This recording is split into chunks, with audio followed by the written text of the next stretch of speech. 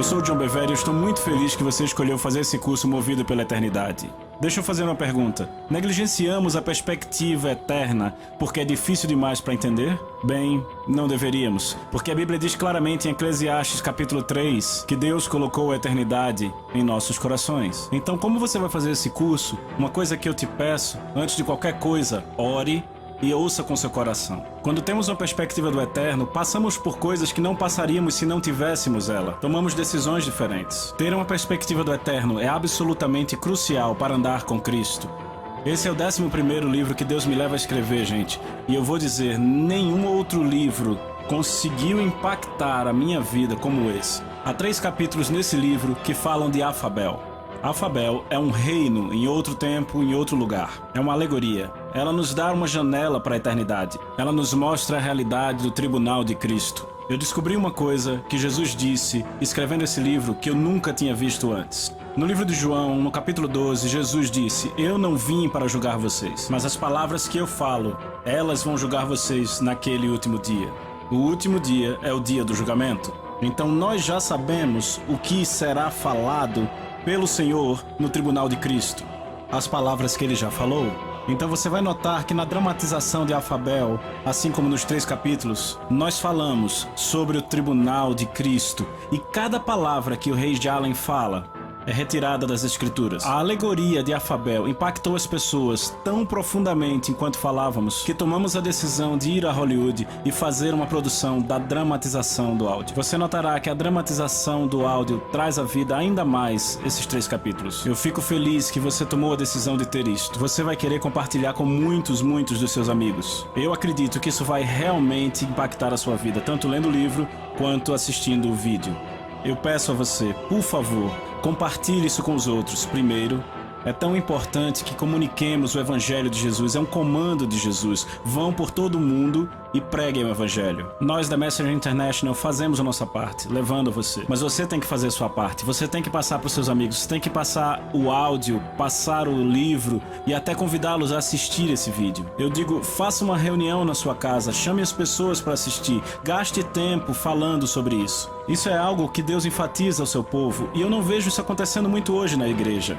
Que é o que? Se reunir e falar sobre as coisas de Deus. Comungar isso. E fazer amigos e partilhar o pão e falar sobre a palavra de Deus. E há formas criativas de fazer isso. Você pode chamar amigos, família e estudar essas importantes mensagens do coração de Deus. Estamos muito empolgados que você tomou a decisão de caminhar movido pela eternidade. Eu creio de todo o coração que a sua vida nunca mais será a mesma depois de completar este curso. Não assistir apenas uma vez, mas repetir e repetir de novo. Deixe as verdades penetrarem no seu coração e ande na transformação que vai te fazer mais como Cristo. Que Deus te abençoe. Nós te amamos demais. Lisa e eu, aqui na Messenger International, nós te amamos e estamos crendo no melhor de Deus na sua vida.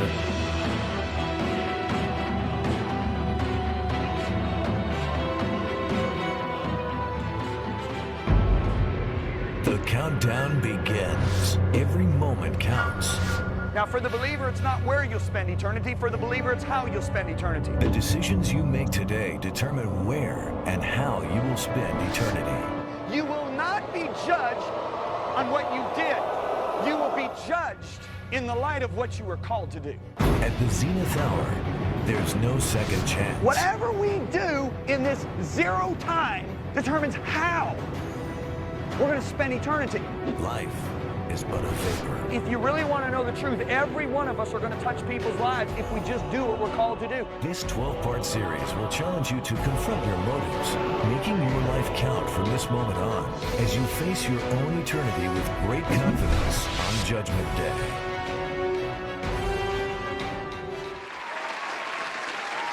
Glória a Deus, amém? Nós amamos vocês em nome de Jesus. Amém. Ora, ora, ora. É bom estar de volta aqui.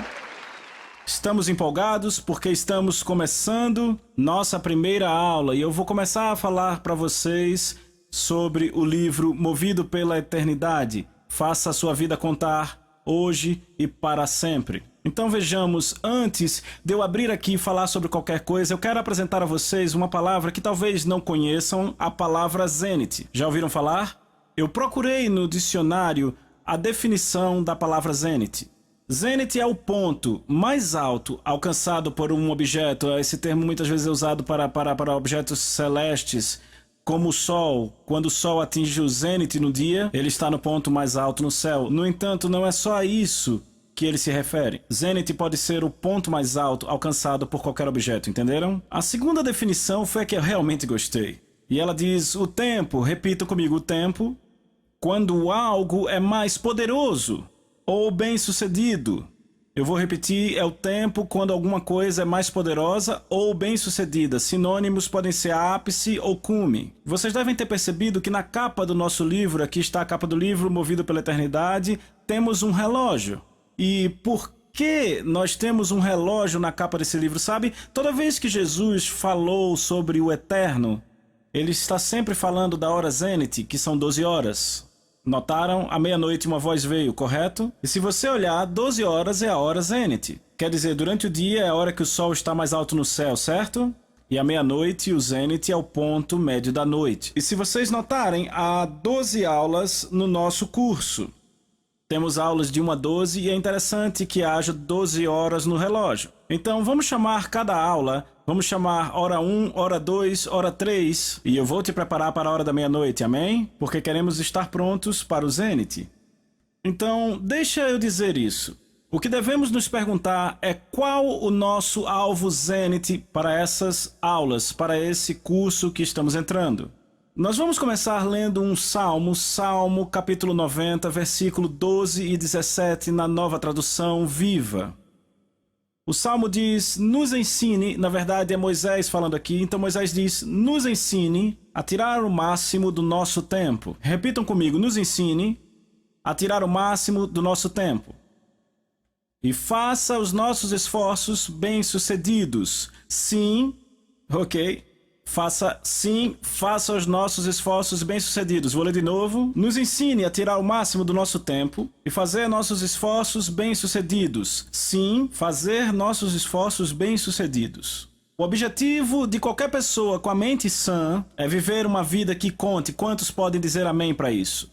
Qualquer pessoa que estiver bem com a sua cabeça vai dizer para si mesmo, eu quero viver o melhor na vida. Essa era a oração de Moisés. Senhor, faça os nossos esforços bem-sucedidos. De fato, ele não orou só uma vez, ele orou 2 vezes. Você notou que eu li 2 vezes? Não era eu repetindo, estava escrito 2 vezes. Ele diz, faz os nossos esforços bem-sucedidos. Sim, faz os nossos esforços bem-sucedidos. Na verdade, é uma forma de escrita hebraica. Quantos aqui sabem que quando escrevemos e queremos exclamar algo, podemos usar um ponto de exclamação, podemos usar itálico ou negrito, certo? No entanto, os escritores hebreus, sempre que queriam enfatizar uma declaração ou palavra, escreviam a palavra 2 vezes. Vejam em Mateus capítulo 7, Jesus disse, nem todo aquele que me chamar Senhor, Senhor, entrará no reino dos céus. Se você estivesse lá, quando Jesus estava pregando o Sermão do Monte, você teria ouvido algo como, nem todo aquele que me chamar Senhor, entrará no reino dos céus. Se você fosse Mateus sentado lá, você poria a palavra 2 vezes para enfatizar o que Jesus enfatizou, entendeu?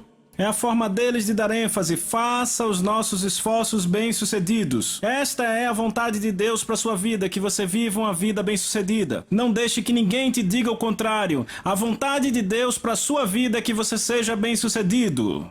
Diga amém. Eu posso te dar quantos versículos você quiser. Ele quer que você viva uma vida significativa. Ele disse em Deuteronômio capítulo 30, verso 9, na Nova Tradução Viva. Moisés diz, o Senhor, o teu Deus, vai fazer você bem-sucedido em tudo que você faz. Em Josué capítulo 1, versículo 8, Deus diz, esse livro da lei não deve se afastar da tua boca, mas você deve meditar nele dia e noite. Você conhece bem essa escritura. De modo que façam de acordo com tudo que está escrito, para que então vocês façam seu caminho prosperar e então tenham um bom sucesso. Todos digam bom sucesso. Então deixa eu te dizer, é preciso sabedoria de Deus para ter sucesso. Vou dizer de novo, é preciso sabedoria de Deus para ter sucesso.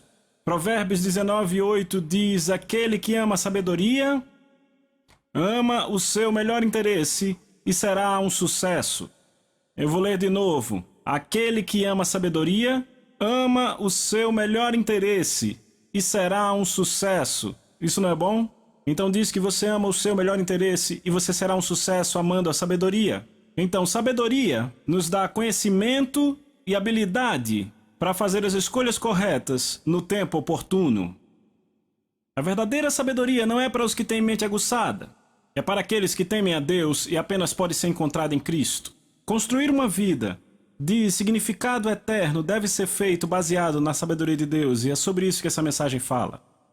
A sabedoria traz sucesso, e se você tiver sucesso, você vai ser recompensado por isso. Como eu sei? Porque Provérbios 9:18 na Nova Versão Internacional diz assim: se você for sábio, a sua sabedoria vai recompensar você. Deixa eu te dizer, Deus quer recompensar pessoas. Ele tem paixão por isso. Quantos aqui sabem que Deus é recompensador? Não ouvi muitos améns. Deus é recompensador, amém?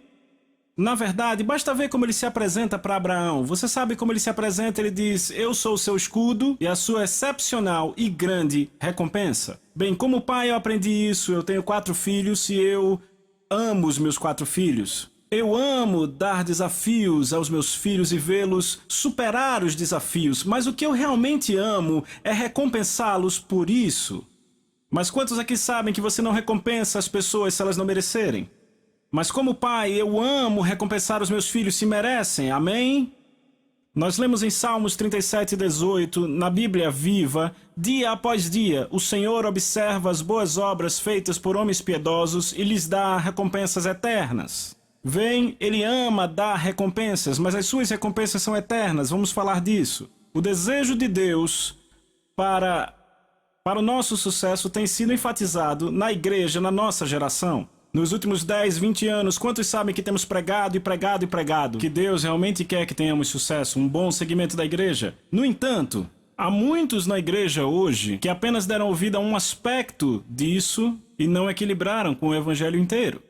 Como resultado disso, nós temos muitas pessoas que pegaram as promessas de Deus, porque quantos sabem que as promessas de Deus vão te trazer prosperidade, vão te dar sucesso, vão te dar bons relacionamentos, vão te dar um bom casamento, mas algumas pessoas têm pego as promessas de Deus e têm usado mais para viver o hoje, ao invés de olhar para elas do ponto de vista eterno. Vocês estão comigo? Se vocês apenas olham para os princípios de sucesso de Deus e não olham para o conselho completo da palavra de Deus, acabarão, possivelmente, alimentando uma vida que vive para o hoje, que busca o sucesso para o hoje. E a única diferença entre você e o mundo será que o mundo vive para o sucesso hoje, mas você tem promessas para embasar isso. Deus quer que sejamos pessoas que veem as coisas pelo escopo da eternidade e que tenham a medida do sucesso pelo eterno. Entendem? Se você olhar para algumas pessoas na Bíblia, elas não eram tão bem-sucedidas para os padrões do mundo. Você olha para João Batista, o mundo não diria que ele é bem-sucedido. Qualquer cara que mora no deserto, que se alimenta de mel silvestre e gafanhoto e que anda por aí com um cinto amarrado na cintura, não é um cara bem-sucedido para os padrões do mundo. Elias não parecia bem-sucedido vivendo às custas de uma viúva que estava prestes a morrer, mas ainda assim ele foi bem-sucedido, entendem? João Batista foi definitivamente um sucesso. Então o que devemos fazer como crentes é ter uma perspectiva eterna do sucesso. Do contrário, vamos começar a viver para o hoje. Porque deixa eu dizer uma coisa, amigos, todos nós um dia vamos estar diante do tribunal de Cristo. Bom lugar para dizer amém. E quando isso acontecer, nós vamos descobrir se a nossa vida, se construímos nossa vida para ser medida com os padrões eternos ou se construímos nossa vida para ser medida com os padrões temporários. Então vocês não acham que é uma boa ideia se nós olhássemos o que Deus tem a dizer sobre ser bem-sucedido ou ter significância? Você pode dizer amém? Então antes de fazermos isso, precisamos estabelecer o eterno. O que é a eternidade? O que é o eterno? Você pode abrir a sua Bíblia comigo em Eclesiastes capítulo 3. Então, antes de qualquer coisa, vamos estabelecer o eterno. Enquanto vocês estão abrindo em Eclesiastes capítulo 3, eu quero ler para vocês em Jó, capítulo 36, versículo 26. Certo? No livro de Jó, capítulo 36, versículo 26, na Bíblia Viva, nós vemos: ninguém pode começar a entender a eternidade. Jó 36, 26 declara, na Bíblia Viva, ninguém pode começar a entender a eternidade. Agora veja Eclesiastes capítulo 3, versículo 11, por favor. E lemos: ele fez todas as coisas belas ao seu tempo. Repita, tempo. Quantos sabem que Deus é o Senhor do nosso tempo? Da mesma forma, Ele colocou a eternidade em seus corações. Deus colocou a eternidade no coração de cada ser humano. Então, eternidade, o que é isso? Como pode ser definido? Isto é fantástico. Em um dicionário onde eu procurei, a palavra eternidade me deu essa definição: tempo infinito. Em outro dicionário, onde eu procurei a palavra eternidade, me deu esta definição: o estado de existir fora do tempo. Então, um dicionário diz tempo infinito e o outro dicionário diz o estado de existir fora do tempo. Eu achei isso hilário. Por que é que nunca questionaram isso? Suponha que o dicionário fosse um livro de ciências e desse a definição de um peixe e um livro de ciências dissesse: um peixe é um anfíbio que vive dentro da água. E outro livro de ciências dissesse: um peixe é um anfíbio que vive fora da água. Um diz dentro da água, outro diz fora da água, e a gente diz o quê? Isso é loucura. Como dois livros de ciências descrevem um peixe como um vivendo no estado da água e outro vivendo fora do estado da água. E então nós temos dois dicionários que têm centenas de anos, os dois são dicionários bem estabelecidos e antigos. Um diz que a eternidade está dentro do tempo, outro diz que a eternidade está fora do tempo. Como podemos ter chegado nisso? Eu te digo como, porque ninguém pode começar a entender a eternidade. Uma mente não é capaz de apreender conceitos infinitos. Pense sobre isso. Pense no fim do universo. Você já fez isso? Desde que eu era um garotinho, eu fico pensando onde é o fim do universo. Você poderia parar um pouquinho comigo e pensar onde é o fim do universo? Você pode me dizer onde é? Você pode me dizer o que tem no fim? Será que tem uma parede? Bem, então se tem uma parede no final do universo, o que é que tem do outro lado da parede? Se não tem nada do outro lado da parede, então você concorda comigo que o universo vai mais longe? Você não consegue apreender o fim do universo porque a sua mente não apreende coisas infinitas, você entendeu? Agora pense comigo num poço sem fundo. Como, pelo amor de Deus, você pode imaginar caindo para sempre e sempre? Não, pera um pouquinho, pensa comigo, duas coisas estão confundindo nossa mente aqui. A primeira é cair para sempre, nunca parar. A segunda coisa é não ter fundo, para todo sempre. Isso bagunça sua mente. Agora pense em Deus. Ok? Então pense em Deus, por favor, um minuto, ok? Vamos lá. Deus. Onde ele começou? Quando ele se tornou Deus? Quer dizer, quem deu a luz a ele? E alguém pode dizer, ele sempre foi Deus, está completamente certo. Mas me fale sobre isso, com a sua mente. Agarre o conceito, por favor, com a sua mente. Você não consegue. Porque Deus fala em Salmos 92, antes que os montes nascessem, se formassem a terra e o mundo, de eternidade, do para sempre, a eternidade, ao para sempre, tu és Deus. Ele sempre foi Deus, é Deus hoje, sempre será Deus. Para sempre e sempre ele é Deus. Tente entender isso com a sua mente, você não consegue, mas o seu coração sim. Então, o que é inalcançável, ouça com atenção, o que é inalcançável para a sua mente, foi colocado nos nossos corações pelo Criador.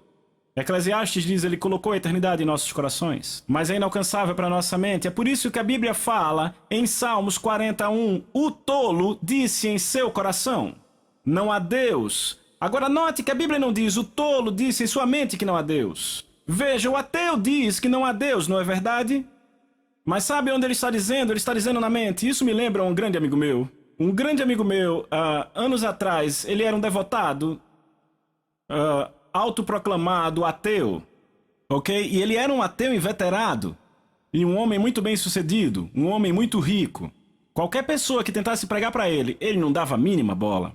E um cara tentou pregar para ele uma vez, falando do evangelho. Ele tirou a Bíblia da mão do rapaz, jogou no chão e pisou em cima. Ele era um ateu convicto, ok? Mas aconteceu que ele começou a ter dores muito fortes no peito. E tiveram que abrir ele, e fizeram uma cirurgia muito invasiva. E depois que abriram, eles fecharam e disseram, você vai morrer nas próximas 24 horas, assine o que tem que assinar, faça o que tem que fazer, você não vai sobreviver. Então ele deitou na cama do hospital naquela noite e de repente um pensamento começou a vir, eu vou para casa. E a casa para onde eu vou, eu não sei se é onde eu quero estar. Ou seja, ele sabia que ia para o inferno. E aí está, um ateu convicto. E sabe o que aconteceu? Ele morreu 2 vezes aquela noite. E ele conta, eu nunca vou me esquecer da forma como ele fala, ele é um amigo meu, eu o conheço. e ele deixou o seu corpo, e ele disse que é como tirar o pé de um sapato, e ele começou a descer numa rápida aceleração para o que ele acreditou ser as profundezas da terra. E ele disse que quanto mais fundo ele ia, o medo aumentava, ouvindo aqueles gritos, e ele viu as luzes do inferno. E ele disse que chegou exatamente à entrada do inferno, e foi de alguma forma trazido de volta ao corpo 2 vezes. 2 vezes foi ao inferno. Na manhã seguinte, ele ligou para o único amigo que ainda tentava remotamente convertê-lo, e ele sabia que esse amigo era cristão. O amigo veio à sala do hospital, levou ele ao Senhor, e ele disse: agora eu vou orar para você ser curado. E ele disse: você tá doido? Me deram 24 horas de vida. E ele disse: não, Jesus não só morreu pelos seus pecados, mas pelas suas enfermidades. Orou por ele. E o homem saiu do hospital 3 semanas depois e ele ainda está vivo. Certo? Isso foi nos anos 70, entenderam? Vocês estão aqui? Então, ele disse em sua mente como um ateu: não há Deus. Mas o tolo, ouça com cuidado, Salmos 41 diz que o tolo em seu coração disse não a Deus. Estão entendendo? O tolo é aquele que pela sua desobediência contínua acabou tendo o seu coração completamente selado, ao ponto que ele diz absolutamente não a Deus. E você os encontra mais dentro da igreja do que do lado de fora dela. Você encontra um monte de ateus do lado de fora da igreja que dizem em sua mente não a Deus, mas os seus corações estão sensíveis. Agora, eu gostaria de dar uma definição de eternidade e eu vou ler direto do livro. A eternidade dura para sempre e ela não tem fim. No entanto, não se trata apenas de um tempo que não acaba, uma vez que não está sujeita ao tempo, mas o tempo está sujeito a ela. Falar da eternidade meramente em termos de duração perpétua é perder a ideia geral. Para ter a melhor visão da eternidade, precisamos olhar para o próprio Deus. Ele não é limitado em poder, conhecimento, sabedoria, compreensão, em glória, para citar algumas características. Ele é autoexistente, para sempre foi e para sempre será Deus. Ele é chamado de Pai Eterno, em Isaías 9:6. Em algumas traduções, ele é chamado de Rei da Eternidade e também Pai da Eternidade. Tudo o que é eterno encontra-se nele. Na verdade, a própria eternidade se encontra nele. Tudo que está fora dele é temporal e sofrerá mudança. Não importa o quão bom, nobre, poderoso ou duradouro algo pareça. No final deixará de existir se estiver fora dele. Deus é eterno, portanto, o que ele diz é eterno. Ele não pode mentir. Nem o que ele diz pode ser quebrado. Se não fosse assim, tudo se precipitaria na escuridão total. Pois Deus é luz e sustenta todas as coisas pela sua palavra. Nunca pode haver mudança naquilo que ele diz, do contrário, não seria mais eterno. Esse é um firme fundamento sobre o qual devemos edificar nossas vidas. Vocês concordam comigo nisso? Então muitos hoje não estão edificando suas vidas sobre o que é eterno, a palavra de Deus. Vocês estão aqui? Se o que ele diz fosse cessar de existir, então ele não seria eterno. Dessa forma, ele não seria Deus.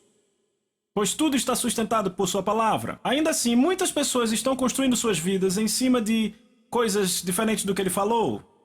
Muitas pessoas estão construindo suas vidas em cima de pensamento cultural, em tradição, em suposições e sentimentos emocionais sobre quem Deus é. E não são só os não cristãos que fazem isso, amigos. São também, eu aprendi, os crentes que fazem o mesmo. Certo? É assustador pensar que alguma coisa é eterna quando, na verdade, ela é temporal. Quer dizer, você está construindo sua vida numa fundação falha e está se preparando para falhar. Eu encontro pessoas que me falam de Deus e da sua crença no Filho, mas aqueles que eles declaram e conhecem não é com quem estão vivendo, porque eles vivem o contrário do que ele declara, entendem? Vá comigo, por favor, para o Evangelho de João, capítulo 12. Evangelho de João, capítulo 12, por favor. Eu quero ler do versículo 27.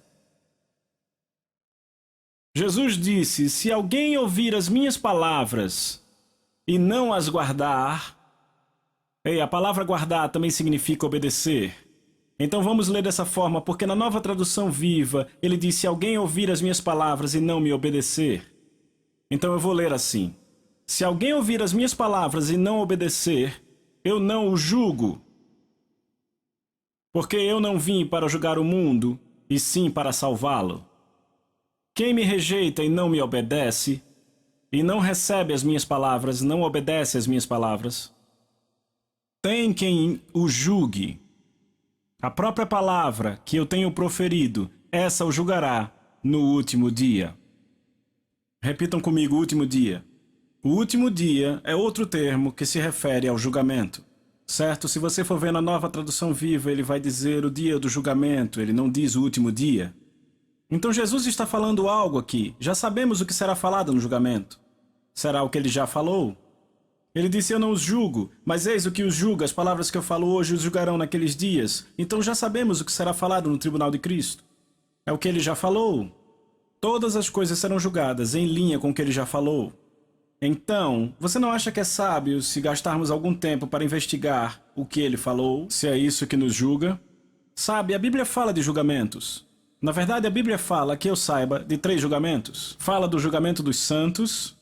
Na verdade, há mais julgamentos. Fala do julgamento dos santos. Fala do julgamento dos incrédulos. Fala do julgamento dos anjos. Fala do julgamento das nações. Estão acompanhando? E tudo o que vai acontecer nesse julgamento é de acordo com o que ele já falou. Então nós já sabemos, ou é melhor nós descobrirmos o que ele fala. Você pode dizer amém? Então, algumas pessoas pensam, e essas são as não salvas, elas pensam que Deus vai considerar tudo o que eles fizeram, tudo que eles fizeram de bom e tudo que fizeram de mal. E se o bom for maior do que o mal, então tudo bem, vão ficar bem. Talvez um pouco de punição, talvez um pouco de sofrimento, mas vão ficar bem. Esses são os ímpios, mas nós crentes sabemos melhor do que isso, né? Mas eu descobri que tem muitos crentes que acham que não vão ficar diante de Jesus como um juiz. Eles dizem: bem, todo julgamento já aconteceu no Calvário e eu não vou ficar diante de Jesus sendo ele o meu juiz. E eles estão confiando no seu tipo de misericórdia não bíblica. Mas a Bíblia é muito clara, e nós vamos pegar muito pesado nisso nas próximas lições, que todos, homens ou mulheres, sejam crentes ou incrédulos, estarão diante do tribunal de Cristo. Claro que haverão julgamentos diferentes. O julgamento para os crentes e o julgamento para os incrédulos, mas todos estaremos diante dele como juiz. E no que cabe aos crentes, a Bíblia é muito clara. Eles vão prestar conta do que fizeram no seu corpo, nesta terra, seja bom ou mal. Repitam comigo: bom ou mal.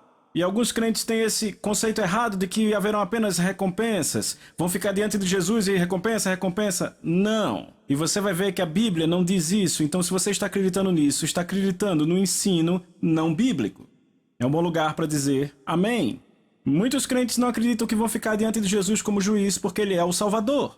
Eles são os que vão ficar mais surpresos. Eu penso que os crentes vão ficar mais surpresos que os incrédulos. Sabe, muitos crentes acham: tudo vai se acertar. Mas não é o que a Bíblia diz, não vai simplesmente se acertar. Porque eu vou mostrar a vocês nas próximas aulas como a Bíblia diz que é melhor você estar completamente ciente do que vai acontecer. Mas a maioria não está. Na igreja eu estou falando. Certo? Então, como ter confiança no dia do julgamento? Porque a Bíblia diz que podemos ter confiança. Vá comigo para 1 João 4. Eu vou te mostrar como, desde o começo, podemos ter confiança diante dele no tribunal. 1 João Capítulo 4, versículo 17, na verdade eu vou ler aqui na Nova Tradução Viva. 1 João 4, 17. 1 João 4, 17 diz: à medida que vivemos em Deus, o nosso amor se aperfeiçoa mais, de forma que não tenhamos medo no dia do julgamento, mas que possamos olhar para ele com confiança, porque nós somos como Cristo aqui neste mundo. Então, como podemos ter confiança? Como ter confiança no dia do julgamento? Porque estamos crescendo em seu amor. Você ouviu o que ele disse? Porque o nosso amor se aperfeiçoa mais. Repitam: amor. Bem, aqui é onde eu descobri que nós temos uma ponte. E muita gente deixa passar. Muitas pessoas julgam o amor pela visão temporal, a visão do mundo, ao invés da visão de Deus. Eu estou no Ministério de Tempo Integral há 23 anos. Eu já estive no Ministério Pastoral, assim como no Ministério Itinerante, e muitas pessoas dizem para mim, sabe, eu já vi pessoas indo para a igreja, mesmo assim morando junto, planejando se casar.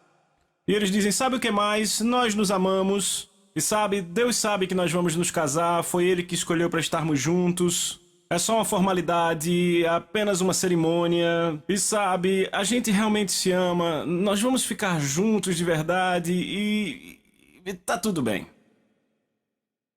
Isso é engano, porque a Bíblia diz isto: os fornicadores e adúlteros serão julgados. Bem, eu ouvi isso da boca de muita gente, e o vi mais de uma vez.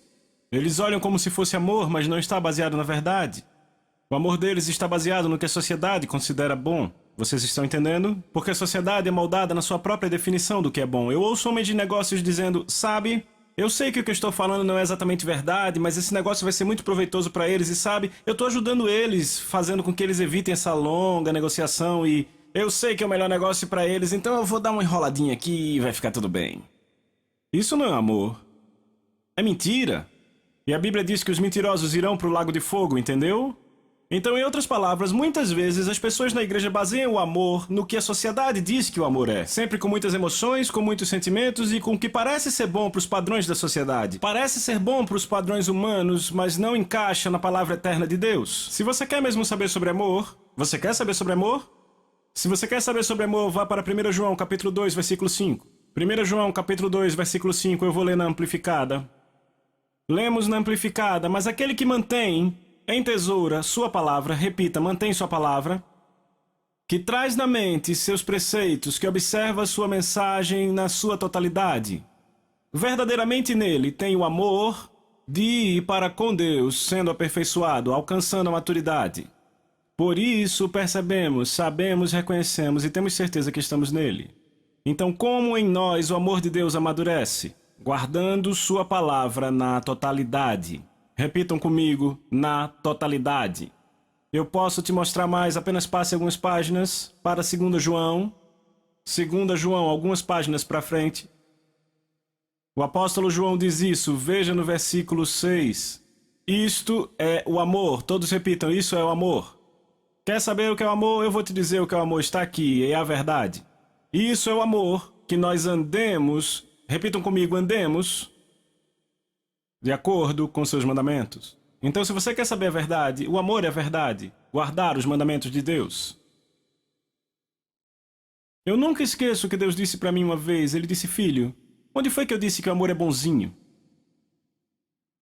E eu pensei e disse: eu nunca li na Bíblia que o amor é bonzinho. E ele disse: você não vai achar. E de repente eu percebi que a minha definição de amor estava errada. E eu comecei a estudar o que o amor realmente era. Se quer saber a verdade, o amor é verdade. E é guardar os mandamentos dele, porque ele é o amor. Eu disse: ele é o amor. Mas quantos aqui sabem que manter seus mandamentos na sociedade, Pedro disse, que é ir contra a corrente? Vocês estão aqui? Então, a chave é saber o que o rei espera e deseja. Guardar sua palavra. Porque isso é o que vai nos julgar no dia do julgamento. Sabe o que isso me lembra? Isso me lembra quando eu estive em Singapura. Eu já estive em Singapura 10, 12 vezes. E toda vez que eu vou para Singapura, uma coisa me chama a atenção. Quando você voa para aquela nação, no cartão de entrada, você sabe, tem que preencher um cartão de entrada. Você lê no cartão: morte aos traficantes de drogas. Bem, eu fui investigar isso no último fevereiro que eu fui lá, e eu descobri que você é condenado à morte se você tiver uma certa quantidade de drogas e certos tipos de drogas em Singapura. Bem, eu preguei na Holanda muitas vezes. Vocês sabem que é permitido fumar maconha na Holanda. É permitido. Então, imaginem um garotão holandês e ele voa da Holanda para Singapura. Ignora completamente o cartão de entrada. E ele chega em Singapura e começa a distribuir a sua droga com seus novos amigos de lá. Ei, cara, isso é uma coisa legal, pega aí, esquece dos problemas, do estresse. E ele é preso. Colocado na cadeia. Então ele é trazido diante do juiz, o dia do julgamento chega, e é declarado culpado. E é enviado à forca. É assim que eles fazem, ok? E é enviado à forca, certo? O jovem olha para o juiz e diz: peraí, por que a forca? O juiz diz: você quebrou nossa lei. E ele diz: peraí, de onde eu venho é permitido. Isso não acontece no lugar de onde eu venho, não é assim. E o juiz diz: você não está no lugar de onde você veio. Aqui é contra a lei. Estão entendendo? Então deixa eu te dizer, aqui está esse homem no corredor da morte. E eu vou dizer, eles não retrocedem lá. Lembram do garoto que depredou um carro, ele era americano, anos atrás em Singapura, e ele foi sentenciado a levar varadas? Até o presidente Clinton tentou interceder. E não funcionou, porque ele quebrou as leis deles. Estão entendendo? Bem, a coisa que temos que entender é que quando estivermos no tribunal de Cristo, ele não vai dizer, sabe, América era uma cultura muito liberal e eu entendo que você se esforçou. João disse, todo aquele que guardar sua palavra na totalidade. Você já notou quantas vezes na palavra Deus diz, guarda com diligência, guarda com diligência, guarda com diligência? E o que acontece é que a gente chega no Novo Testamento e aí dizemos, sem problema, tudo já foi resolvido, a graça foi dada, podemos fazer o que quiser. A graça não funciona assim, amigo. Mais tarde eu vou te mostrar que a graça, na verdade, é mais um poder para nos ajudar a fazer o que o reino de Deus espera. Não uma cobertura para que possamos viver completamente sem lei, contrários às leis do reino. Bom lugar para dizer amém. Então, recompensas. Vamos falar de recompensas nessas próximas 12 sessões. E como eu disse, há mais de um julgamento. Há o julgamento para os crentes, julgamento para os incrédulos, julgamento para os anjos. As decisões vão variar no tribunal de Cristo. Haverá perda e haverá punição. Mas também haverá recompensas sobre as quais falaremos depois. E me deixem apontar algo para vocês hoje à noite, que é o seguinte. As decisões que são tomadas no tribunal de Cristo são eternas, são chamados julgamentos eternos. Vamos falar disso na próxima lição. Repitam comigo, julgamentos eternos. O que isso significa é que as decisões tomadas no tribunal de Cristo não serão nunca mudadas. Não é como se você pudesse ir lá e apelar, tipo, por alguns anos após o tribunal de Cristo. Você não poderá fazer isso. Agora, para o crente, não é onde vamos passar a eternidade, é como vamos passar a eternidade. E vamos falar disso em profundidade nesse curso. Porque nas lições que virão, o que eu vou fazer é falar com vocês sobre o julgamento dos incrédulos. Isso dará 1/3 do livro. E 2/3 do livro sobre o julgamento dos crentes. A Bíblia tem muito a dizer sobre esse assunto. Eu fiquei impressionado como a Bíblia fala disso, sobre o julgamento dos crentes. E vamos falar disso, porque Paulo fez uma declaração. Eu quero que você abra no capítulo 9 de 1 Coríntios, versículo 24, estou lendo na Amplificada. Vocês não sabem que, numa corrida, todos os corredores competem, mas apenas um recebe o prêmio. Agora ouça isso. Então corra sua corrida, para que você possa pegar o prêmio e torná-lo seu. Vocês ouviram isso? Eu vou ler de novo. Então corra sua corrida, para que você possa pegar o prêmio e torná-lo seu. Mas todo atleta que vai ao treinamento se conduz com temperança e se restringe de todas as coisas para uma coroa que logo perecerá. Mas nós fazemos para receber uma coroa de duração eterna, que não perece. Desta forma, eu não corro sem certeza, sem alvo definido. Repitam, alvo definido. Eu não dou socos como se estivesse acertando o ar, sem um adversário. Agora, na nova tradução viva, ele fala assim: então eu corro direto para o objetivo, com um propósito em cada passo. Agora, amigos, deixa eu te dizer. Ele diz, eu corro para vencer e eu corro com um propósito em cada passo. Você não compete com outros, e sim com você mesmo. Não tem ninguém mais contra quem você corre a não ser você mesmo. Veja, numa corrida, ele deixa isso muito claro, pessoas correm contra outras pessoas, mas nesta corrida você corre contra si. Vocês entendem? E Paulo diz, eu corro com propósito em cada passo. Então eu descobri isto, que muitos crentes ainda não contemplaram isso. Eles não estão prontos para a eternidade. Eles usam as promessas de Deus para viver com sucesso agora, mas não estão se preparando para a eternidade. Mas Paulo diz, estou correndo para receber uma coroa que vai durar para sempre. Mas é claro que ele está dizendo, estou correndo pelo prêmio. Então se alguém chegar para você e disser, irmão, você precisa ser humilde, um doce servo do Senhor, não dê ouvidos. Não foi isso que Deus disse. Isso é filosofia, isso é falsa humildade, isso vai te desviar da tua recompensa, a Bíblia diz. Mas Paulo diz, eu tenho um objetivo, eu tenho um propósito em cada passo. Quando você entende que tudo o que você faz aqui será visto pela ótica da recompensa eterna e a recompensa que você recebe ou a perda que você sofre vai durar para sempre, sempre, sempre, você presta atenção. Eu vejo pessoas se preparando para se aposentar. Isso leva apenas 20 anos. Não estão se preparando para a eternidade. O título do livro é Movido pela Eternidade. A palavra movido significa impulsionado. Significa guiar, controlar ou direcionar. Outra definição é suprir o modo de força para. O que está guiando ou motivando você todos os dias, toda manhã quando você acorda? O que está te movendo? O que está te motivando? O que está te guiando? O que está te controlando? É sobre isso que essa mensagem fala. Há muitas pessoas que ficaram chocadas no dia do tribunal de Cristo e, como eu disse, muitos deles serão crentes. Há uma alegoria no capítulo 2, capítulo 3 e capítulo 8.